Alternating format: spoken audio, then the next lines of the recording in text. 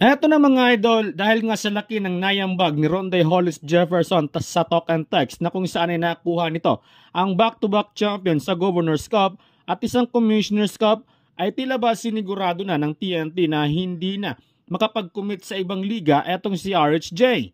Ayon kasi sa report na pinapirma nila ng 1-year contract si Jefferson para sa season 50 ng PBA. Dahil effective pa rin ang kanyang kontrata. Meaning mga idol, tulad ngayon All Filipino Cup, kailangan maglaro ni RHJ sa ibang bansa pero binabayaran pa rin siya ng TNT. Sa ngayon ay nasa Amerika pa si RHJ at wala pang update kung saan siya maglalaro sa ngayon. Pero ayon kay Lastimosa ay automatic babalik si RHJ sa Governor's Cup. Samantala, naging masama nga ang loob ni Alex Cabagnot sa PBA dahil sa hindi nila isinali sa PBA 50 greatest players. Etong si Marcio Lasiter. Sa isang interview ng PBA Moto Club ay inihayag nga ni Cabagnot ang pagkadismaya sa PBA. Ayon nga sa kanya na si Super Marcio ang greatest shooter sa kasaysayan ng PBA pero hindi man lang nila ito na-appreciate.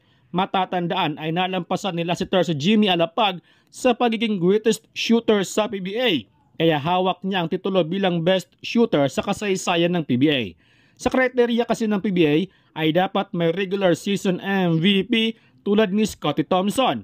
Pero dapat ma-consider din sana ng PBA si Marcio dahil sa pagiging best shooter nito. Sa tingin ninyo mga idol, deserve nga ba ni Marcio na makasali sa 50 greatest player sa PBA?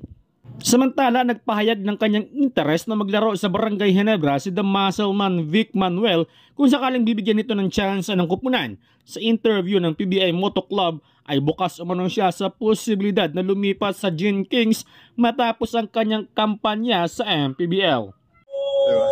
Kung may offer ang Ginebra, kunyari sabihin ni Coach Tim na kailangan natin ng isang muscleman, yung talagang pangbaragan, kasi yun nga nami-miss ng Ginebra kasi di ba umalis si Hardinger.